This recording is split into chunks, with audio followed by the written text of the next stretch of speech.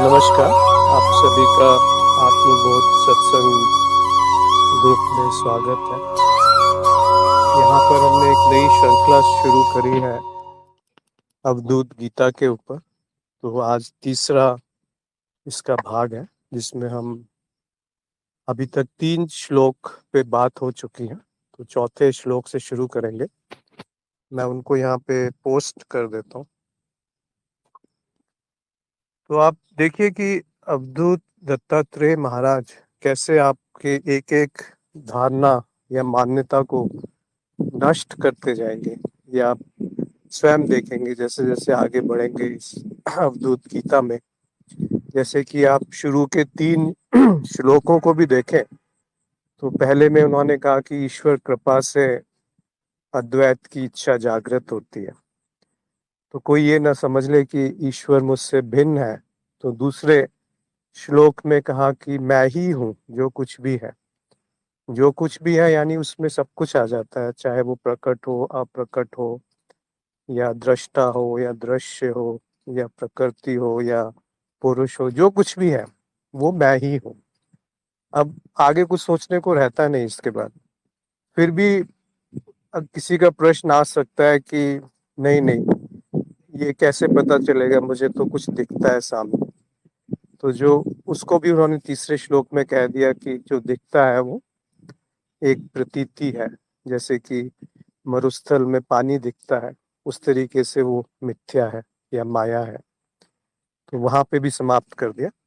आज देखते हैं कि चौथे श्लोक में क्या कहना चाहते हैं।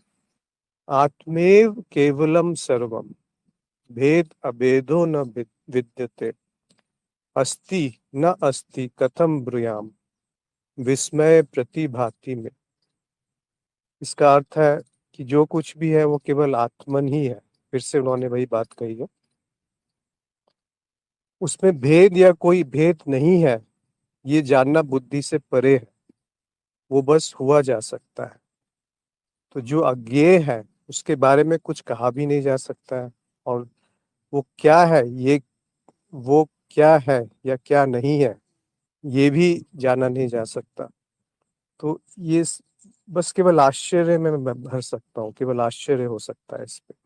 तो जो बुद्धि से परे है, जो अचिंतनीय है, जिसके बारे में कुछ कहा नहीं जा सकता, जो निर्वचनीय है, ऐसा ही मेरा स्वरूप है। फिर भी ये कितने आश्चर्य की बात है कि जो कुछ भी प्रतीत होता है वो भी मैं ही हूँ। तो अब अगले पदान पे लेके जाते हैं, अगले कदम पे लेके जा रहे हैं कि जो कुछ भी है वो तो मैं ही हूँ। और जो भेद है या जो भेद नहीं है, यानी कि जो विभाजन है या विभाजन नहीं है, वो भी कुछ ऐसा है नहीं कि उसमें कहीं विभाजन किया जा सके या नहीं किया जा सके। यानी कि जो प्रकट है और जो अप्रकट है, दोनों ही विभाजन निरर्थक से है। अस्ति न अस्ति कथम ब्रो। अब उन्होंने ये कह दिया कि वो है या नहीं है। दोनों में से मैं किस बात की तरफदारी करूं, किस किस बात को सही ठहराऊं कि वो है, ये ठीक है, या वो नहीं है, ये ठीक है। वो का अर्थ है, आप वो भी कह सकते हैं या मैं भी कह सकते हैं कि जो मेरा तत्व है वो, उसकी बात हो रही। विस्मय प्रतिभाति में तो जब कुछ उत्तर नहीं मिलता कि ऐसा कैसे संभव है कि वो एक है और वही अनेक है, ऐसा कैसे संभव है कि वो है भी और वो नहीं भी है, ऐसा कैसे संभव है कि उसमें भेद भी है और उसमें भेद नहीं भी है, और जो है वो केवल मैं ही हूँ। तो ये ढूंढेंगे तो कहाँ ढूंढेंगे? कौन आपको दिखाएगा उसको जो देख रहा है? कौन वहां तक पहुंचाएगा आपको जो सब कुछ जान रहा है, जिसमें भेद भी है और अभेद भी है, जिसको जाना भी नहीं जा सकता और उसी को जाना जा रहा है। तो ये जो विरोधात्मक वाक्य होते हैं, इनमें बड़ा गूढ़ अर्थ है। ऐसा नहीं है कि ये किसी ने ऐसे ही लिख दिए हैं। इनमें बहुत गूढ़ अर्थ है। जब उन्होंने अपने आप प्रयोग किया उस तत्व को जानने के लिए कि ऐसा क्या है जो वो जान रहा है और फिर भी जाना नहीं जा पा रहा, और हर जानने में वही है। तो कुछ अर्थ नहीं निकलता इस पूरी प्रक्रिया का, कोई उत्तर नहीं आता जो संतोषजनक लगे बुद्धि को। तो बुद्धि जो स्वयं एक अनुभव है, पर सबसे पुरस्कृत जो परत है चित्त की, वो बुद्धि की ही एक परत है, जिसको हम चेतना या साक्षी भाव कहते हैं। साक्षी भाव में भी तो यही है कि मैं दृष्टा हूँ, इसको जानना मात्र ही साक्षी भाव है।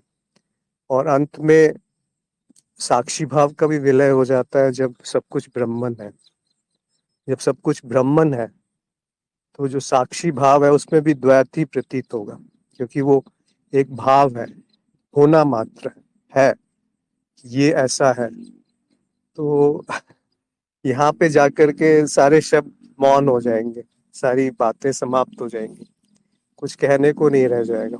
और जो सुनने वाला है, जो त्रिपुटी होती है, ये एक जान रहा है, कुछ जाना जा रहा है, और एक प्रक्रिया है या माध्यम है जिसके द्वारा वो समाप्त हो रहा है, वो प्रक्रिया समाप्त हो रही है कि जिसको जाना जा रहा है और जो जान रहा है, उनके बीच में कुछ है जिसको हम इंद्रियां कह सकते हैं, शरीर कह सकते हैं, मन कह सकते हैं। परंतु आप देखेंगे कि ये तीनों जो है वो एक ही है। वहां पर जाके फिर आपकी बुद्धि समाप्त हो जाएगी कि ये तीन जो है, ये तीन नहीं है। क्योंकि आप अगर केवल उस पे दृष्टि रखें जो जिसको जाना जा रहा है, तो जानने वाला गायब हो जाएगा। अगर केवल वही दृष्टि है, या केवल वही दृष्टि है जहाँ माध्यम है, इंद्रियां है, तब भी जानने वाला गायब हो जाएगा। और जिसको जाना जा रहा है वो फिर माध्यम गायब हो जाएगा, तो वो जो जाना जा रहा है वो अपरोक्ष होगा। अब वो अपरोक्ष जिसको जाना जा रहा है और जो जान रहा है, वहां पर भी भेद नहीं रहेगा। तो भेद है भी और नहीं भी है। अगर वो भेद नहीं होता तो जानना असंभव था। इसलिए वो कह रहे हैं कि आत्मेव केवलम सर्वम, जो कुछ भी है वो मैं हूँ। अब यहाँ आत्म का अर्थ मैं से ही समझना चाहिए। यहाँ आत्मा का अर्थ ऐसा कुछ नहीं समझना चाहिए कि कुछ भिन्न है और कहीं से आ रहा है जिसको जानना है, या ऐसा कुछ भी नहीं है। जो इस क्षण अभी है वो आत्मन है। तो आत्मेव केवलम सर्वम, जो कुछ भी है वो केवल आत्मन है, या मैं ही हूँ। भेद अभेद न विद्यते, उसमें ना भेद, विद्यते को आप विद्यमान भी कह सकते हैं कि उसमें ना कोई भेद है और ना भेद रहित है। मतलब ऐसा भी नहीं है कि भेद नहीं है, भेद भी उसी में है। विद्यमान मतलब भेद भी उसमें विद्यमान है, और भेद नहीं है वो भी वही है। अस्ति नास्ति कथम ब्रो, अब मैं उसको है या उसको नहीं है, दोनों बातों में से किसका पक्ष लूं? दोनों ही निरर्थक सी लगती हैं। विस्मय प्रतिभाति में, इसीलिए मैं केवल आश्चर्य से भर जाता हूँ, केवल आश्चर्य में समाहित हो जाता हूँ। क्योंकि बुद्धि को कुछ मिलेगा नहीं आश्रय, तो वो आश्रय नहीं मिलता तो आश्चर्य में विलीन हो जाती है। और उस आश्चर्य की जो अहोभाव है, वही अष्टावक्र ने कहा है, अहो अहो अहम निरंजना। मतलब मैं कैसा निरंजन हूँ जिसको कोई चीज छू नहीं सकती। और जो छू रही है, अगर मान लिया जाए कि छू रही है, तो वो भी मैं ही हूँ। और जो ये जान रहा है कि कुछ छू रहा है, वो भी मैं ही हूँ। तो इस दृष्टि से आप देखिए तो पूरा का पूरा श्लोक स्पष्ट हो जाता है। तो यहाँ पर अगर किसी को कुछ अपने कुछ स्पष्ट नहीं हुआ हो या कुछ और जोड़ना चाहते हैं इसमें, तो कृपया कह सकते हैं, या अपने आप को अनम्यूट करके बोल भी सकते हैं अगर कुछ स्पष्ट नहीं हुआ हो इस चौथे श्लोक पे। तो मुझे लगता है सबको स्पष्ट हो गया है कि आत्मेव केवलम सर्वम, भेद अभेदो न विद्यते, अस्ति न अस्ति कथम ब्रूयाम, विस्मय प्रतिभाति में। तो अब पांचवा श्लोक लेते हैं कि वेदांत सार सर्वस्यम, ज्ञानम विज्ञानम एव च, अहम आत्मा निराकारः सर्वव्यापी स्वभावतः। ज्ञान विज्ञान या किसी भी तरीके से वेदांत का सार यही है कि मैं ही निराकार आत्मन या अनुभव करता हूँ या साक्षी हूँ, और मैं स्वभाव से ही सब में व्याप्त हूँ। यानी अनुभव और अनुभव करता दो नहीं है, एक ही है। तो अब फिर और उसी चीज को वो थोड़ा पुनः उस पे जोर दे रहे हैं कि वेदांत का अगर सार निकाला जाए, या किसी भी अध्यात्म का जो सार है, या ज्ञान का या विज्ञान का, किसी भी चीज का जो तत्व है, जो सार है, जो उसका मुख्य या मूल ज्ञान है, वो यही है कि हम आत्मा निराकार। वो जो आत्मा है वो मैं हूँ, अहम आत्मा, और वो निराकार है। उसमें कोई आकार नहीं है, कोई रंग नहीं है, कोई रूप नहीं है, और वो सर्वव्यापी स्वभावता। ऐसा नहीं है कि उसको कुछ करना पड़ रहा है सब कुछ होने के लिए। तो वो जो मैं है, मैं तत्व है, जो हम है, वही सब कुछ है, जो सब में व्याप्त है। वो हम इतना विकार हो जाता है, जो अखंड आकार हो जाता है, मतलब अखंड के आकार का हो जाता है। अब दोनों है इसमें विरोध की, अखंड भी है और आकार भी है। तो वो जो अखंड आकार वृहद है, जो ब्रह्मन है, जो अस्तित्व है, वही मैं हूँ। और वो मैं होने के लिए कुछ करना नहीं है, क्योंकि वो स्वभाव से ही सब में मैं ही व्याप्त हूँ। ये तो बहुत ही सरल और स्पष्ट सा श्लोक है कि आश्चर्य से जब भर गए, जो चौथे में उन्होंने कहा कि मेरे अलावा कुछ है नहीं, भेद भी मुझ में है, और जो अखंड है वो भी मैं ही हूँ, और मैं हूँ या मैं नहीं हूँ, दोनों ही बातें निरर्थक हैं। और इसको जानकर मैं आश्चर्य में भर रहा हूँ। तो जब ऐसा कहा, फिर उन्होंने आगे कह दिया कि सार यही है, तत्व यही है, मूल यही है, जो उसका मूल ज्ञान यही है कि मैं ही हूँ, हम आत्मा निराकार, और मेरा कोई आकार नहीं है, और निराकार होते हुए भी मैं सर्वव्यापक हूँ। देखिए फिर विरोध आ गया कि वो जो निराकार है वही सर्वव्यापक है। जैसे आकाश, आकाश में कोई आकार नहीं है, पर आकाश जो है सर्वव्यापक है, और वो स्वभाव से ही सर्वव्यापक है। वो इतना सूक्ष्म है कि वो सब जगह है। ऐसे ही आप मन की तरफ देखेंगे तो मन जो है वो आकाश से भी सूक्ष्म है, क्योंकि वो मन आकाश को जान रहा है, आकाश मन को नहीं जान रहा। तो जब मन जो आकाश से भी सूक्ष्म है, वो कैसे सर्वव्यापक नहीं हो सकता, जबकि उससे स्थूल जो है वो सर्वव्यापक है। तो इसीलिए वो कह रहे हैं कि हम आत्मा निराकार। तो जो आत्मा की बात कर रही है वो तो फिर और भी बहुत आगे निकल गए। यहाँ पर वो अहंकार की बात नहीं कर रहे।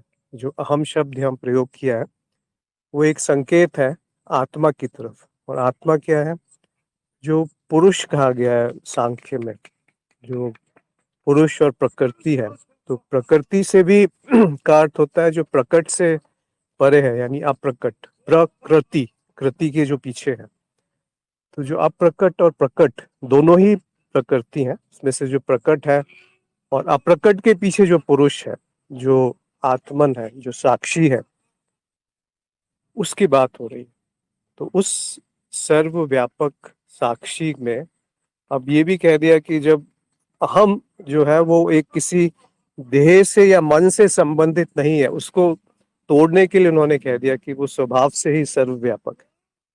कोई ये ना समझ ले आत्मा का कि मैं, जो ये शरीर मन बुद्धि या जो एक अलग सी इकाई दिखती है, एक अलग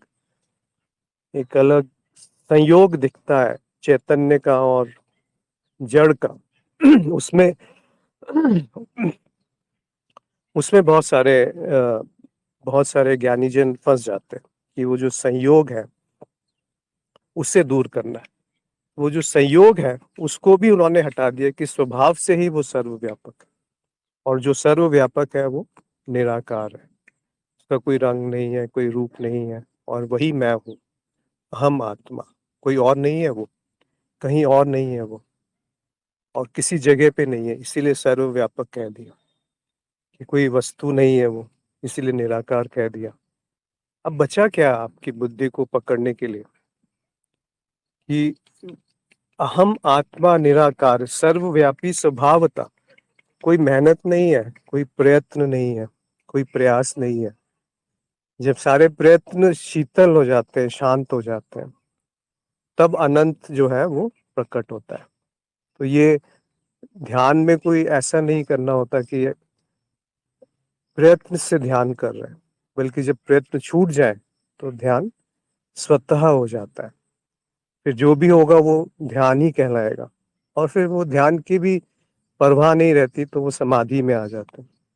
और वो जो समाधि के बाद की स्थिति है वो कैवल्यम है, यानी कि केवल वही है, दो नहीं है, अद्वैत है, जो निर्बीज समाधि की स्थिति समझ लीजिए। तो उसी की बात यहाँ कही गई है अलग अलग शब्दों में। अहम आत्मा निराकारम सर्वव्यापी स्वभावतः। और वेदांत का सार यही है, एक वाक्य।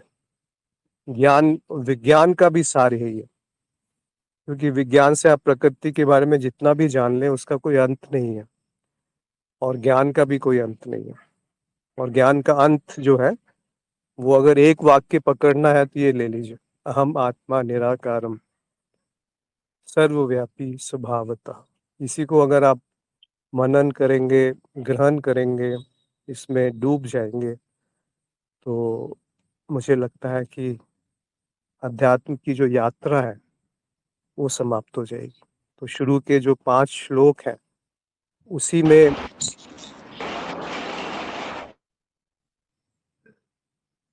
उसी में आप देखिए कितनी गहराई में उतर गए, बारीकी में उतर गए। और हर श्लोक अपने में पूर्ण है, ऐसा नहीं है कि कोई भी श्लोक अधूरा है। हर श्लोक अपने में पूर्ण है। हर श्लोक आपकी मान्यताओं को तोड़ने के लिए पूर्ण है। हर श्लोक एक अद्भुत कृत्य है, एक अद्भुत गीत है, एक सुंदर रचना है, जो इसीलिए दत्तात्रेय भगवान कहते हैं। क्योंकि और कौन इस तरह से प्रकट कर सकता है अपने आप को कि गुरुजी प्रणाम। हम आत्मा। जी नमस्कार। अ, गुरुजी, ये इसमें जो शब्द आया है सर्वव्यापी, अब वो व्याप्त किस में होगा, क्योंकि सर्व तो वही है। तो स- स- सर्वव्यापी शब्द भी जो अपन कह सकते हैं, मतलब व्याप्त किस में होगा? वो सभी में व्याप्त, जैसे अपन बार बार कहते हैं कि वो सभी जगह व्याप्त है, तो सभी जगह तो वो खुद ही है। अब वो व्याप्त किस में होगा? उसके अलावा दूसरा कोई तत्व, मतलब दूसरा कोई है नहीं है, बाकी सभी प्रतीति है एक तरह से। ये एक नाद रचनाओं की जो प्रतीति हो रही है, तो वो स्वयं की प्रतीति हो रही है। और व्याप्त भी कहाँ पर होगा वो, जब वो सभी जगह वो ही है, एक ही। व्याप्त होने के लिए कोई जगह ही नहीं है, तो वो तो बुद्धि में आ ही नहीं सकती वो चीज। इसके ऊपर थोड़ा सा बताएं। हाँ, आपने सही कहा कि वो बुद्धि में नहीं आ सकती। इस यही तो इसका प्रयोजन है, यही तो इसका अ, उद्देश्य है कि बुद्धि को शांत करना। तो जैसा हाँ। आपने कहा कि सर्वव्यापी क्या है, तो आप ये बताइए, जब स्वप्न देखते हैं तो उसमें जो विभाजन है उसमें कौन व्यापक है, उसमें क्या है जो सर्वव्यापी है? आप देखेंगे कि वहां पे भी तो सर्वव्यापक कुछ है, जो सारे चरित्र बन रहा है, जो सारे भावना बन के रूप में प्रकट है, जो वस्तुओं के रूप में प्रकट है, जो प्रतिक्रिया के रूप में प्रकट है, जो देखने के रूप में प्रकट है, और जो दृश्य के रूप में प्रकट है। तो वो सारा का सारा किससे व्यापक है, किससे ओतप्रोत है, किससे वो डूबा हुआ है? व्यापक का अर्थ होता है जिससे वो बना है। जैसे मिट्टी, मिट्टी से घड़ा बना है, तो घड़ा किससे ओतप्रोत है? केवल मिट्टी से ही तो ओतप्रोत है। वैसे ही जो स्वप्न में सब कुछ आपसे ही तो ओतप्रोत है, आप स्वयं ही सब कुछ बन गए स्वप्न में। हम्म। तो वही तो सर्वव्यापक हो गया। और उसी को आप जागृत अवस्था में एक तरीके से समझिए। तो इस अवस्था में भी जो मन शरीर है वो भी एक जड़ है। मन और शरीर और बुद्धि सब जड़ है। क्यों? क्योंकि वो व्याप्त है किसी से। किससे व्याप्त है वो? क्या है उसमें जो व्यापक व्यापक है? वो आप है। अहम आत्मा निराकारम, और वो निराकार है, उसका कोई आकार नहीं है। तो ये खेल अगर समझ में आ गया, ऐसे नहीं कि बौद्धिक रूप से समझ में आ गया, पर ये देख लिया आपने और उस पे मनन कीजिए गहराई में उतर के, कि वो जो सूक्ष्म है, जो सूक्ष्म से भी सूक्ष्मतर है, वो जो दृश्य है और जो दृष्टा है, जब वो सूक्ष्मतर पे आप जानने लगते हैं तो भेद समाप्त होने लगते हैं। और उस दृष्टा और दृश्य के बीच में जब भेद मिट जाता है तो वही सर्वव्यापक है। फिर वो अद्वैत हो गया, समाधि हो गई, कैवल्यम हो गया, आप स्वयं है वो। तो आप स्वयं ही सब जगह व्यापक है। आप ये बताइए कि आप इस शरीर में कहाँ पर हैं? कोई स्थान है? अगर साक्षी की ही बात करते हैं, कौन से स्थान में साक्षी है शरीर में, और कौन से स्थान में वो नहीं है? अगर कहीं नहीं होता तो उसका अनुभव कैसे होता उसे? जैसे कोई आपको पिन चुभे हाथ की उंगली में, वहां दर्द कैसे होता है अगर आप नहीं है वहां पे तो? और अगर आप वहां पर ही हैं तो सिर में दर्द कैसे होगा? और अगर आप हाँ, केवल सिर में और हाथ में ही हैं तो मन को कैसे पता चलेगा कि 10 साल पहले कोई घटना कैसे याद आएगी? तो आप तो सर्वव्यापक है ना।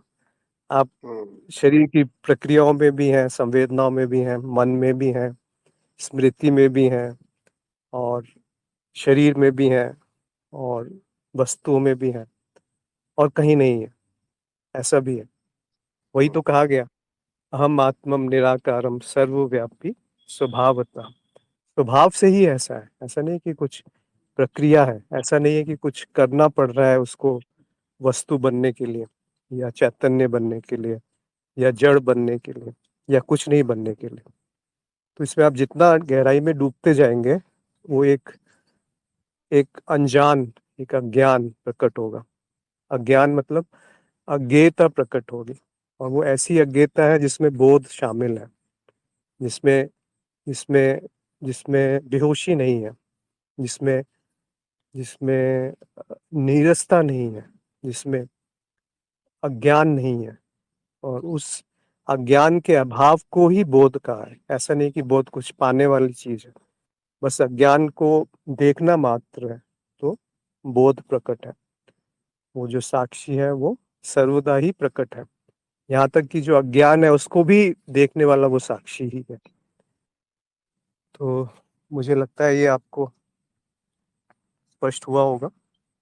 जी। और किसी को कुछ कहना है, या हो सकता है कुछ छूट गया हो जिसको वो जोड़ना चाहते हैं, तो आपका स्वागत है। नहीं तो एक बार दोबारा से हम दोनों श्लोक पढ़ लेते हैं, क्योंकि बहुत सुंदर से श्लोक है। आत्मेव केवलम सर्वम, भेद अभेदो न विद्यते। केवल जो कुछ भी है केवल आत्मा है, और विभाजन भी उसमें है और विभाजन उसमें नहीं भी है। अस्ति नास्ति कथम ब्रू, कैसे कहूं कि वो है या वो नहीं है। विस्मय प्रतिभाति में, तो एक ही विकल्प रहता है बुद्धि के पास इस समय, कि वो आश्चर्य से भर जाती है कि अच्छा ऐसा भी हो सकता है। फिर वेदांत सार सर्वस्वम, पूरा जो कुछ भी है उसका जो सार है, उसका जो तत्व है, उसका जो मूल है, वो क्या है? विज्ञान, ज्ञान या विज्ञान का मूल क्या है? अहम आत्मा निराकार सर्वव्यापी स्वभावतः। तो ये जो आखिरी वाक्य है 5वें श्लोक का, इसमें एक ही साथ उन्होंने काफी कुछ बयान कर दिया, कि कोई संशय न रह जाए अब कि तुम हो, ऐसा नहीं कि कोई और है। इसीलिए अहम शब्द का प्रयोग किया गया। और आत्मा का भी अर्थ वही होता है कि जो मैं हूँ, मेरा जो तत्व है वो आत्मा है, और वो निराकार है, कोई आकार नहीं है उसका, पर सब आकारों में भी वही व्याप्त है। और वो कुछ परिश्रम नहीं है ये व्याप्त करने के लिए अपने आप को, कि कुछ परिश्रम हो उस ज्ञान को जानने के लिए, कुछ परिश्रम हो वहां तक पहुंचने के लिए, कि इतने घंटे ध्यान करेंगे तब वो समझ में आएगा। नहीं नहीं, वो जो ध्यान की प्रक्रिया है वो केवल मन को एकाग्र करने के लिए है, कि वो शांत होकर के अपने स्वरूप में डूब जाए, अगर वो किसी भी विधि से शांत हो जाए, वही ध्यान है। वही ध्यान ही क्यों हम कहते हैं, यम नियम आसन प्राणायाम प्रत्याहार धारणा, फिर ध्यान आता है। सीधे ध्यान पे हम लोग कूद जाते हैं, जबकि अगर यम नियम ही पकड़ लिया किसी ने, और यम नियम में से केवल शौच पकड़ लिया, शुद्ध स्वच्छता, तो ही आपको ध्यान की आवश्यकता नहीं रहेगी। क्योंकि जो शौच है उसका अर्थ होता है जिसमें कुछ मिलाया नहीं जा सकता, शुद्ध है जो। और उस शुद्धता में सबसे पहले अपने शरीर से विरक्ति होती है, फिर किसी अन्य से विरक्ति होती है, फिर सत्व बुद्धि प्रकाशित होती है, फिर शुद्धतम जो बुद्धि है, प्रज्ञा है, वो प्रकाशित होती है। फिर एक एक तरह से प्रसन्नता, सौर मनस्य प्रसन्नता प्रकाशित होती है। फिर इंद्रियां जो है वो वश में आ जाती हैं, अपने आप अंदर डूबने लगती हैं, विषयों से हट करके, जहां से उसका स्रोत है, जहां से वो उत्पन्न हो रही है, उसमें डूबने लगती हैं। और उससे आत्मदर्शन की योग्यता आ जाती है, यानी कि अपने स्वरूप में डूबने की योग्यता आ जाती है। तो केवल एक शब्द है जो शौच, शुद्धता या स्वच्छता, और वो शरीर की भी होती है और मन की भी होती है। तो अगर मन का शौच कर लिया, मन की शुद्धता में स्थिति हो गई, तो फिर कौन से ध्यान की आवश्यकता है? वो तो सब स्वयं हो गया। और उसी को अंत में कहा है विवेक ख्याति, यानी कि जब मैं कौन हूं, इस ज्ञान में स्थिति हो जाती है, प्रज्ञा, तो वही कैवल्यम है, वही समाधि है, वही ज्ञान का अंत है, वही ध्यान का अंत है। मुझे लगता है आज यहाँ पर हम विराम देते हैं। अगर किसी को कुछ कहना है या पूछना है तो पूछ सकते हैं, अन्यथा दोबारा से आगे इस यात्रा में, इस श्रृंखला में बढ़ेंगे और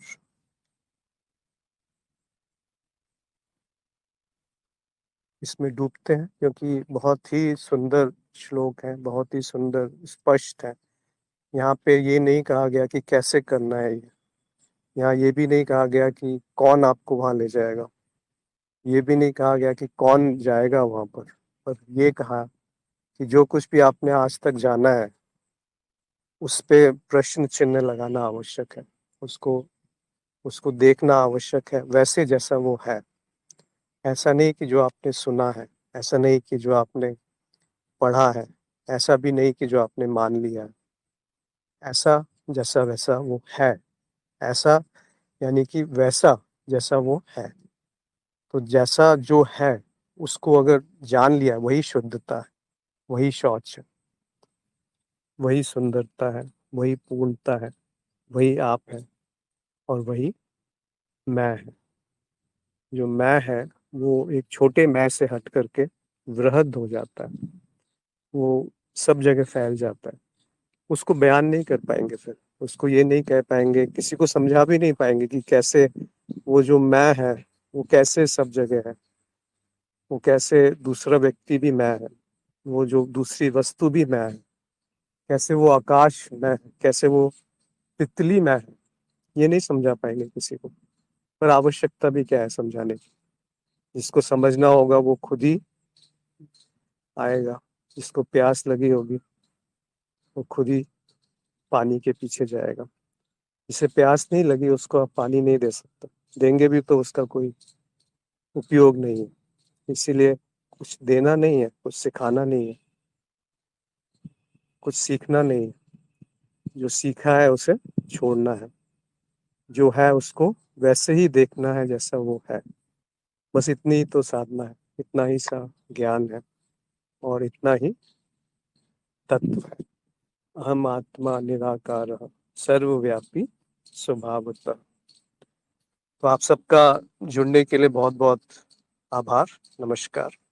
फिर से दोबारा जब जिस समय भी करेंगे आपको सूचित कर देंगे और हम लोग मिलते हैं फिर। प्रणाम।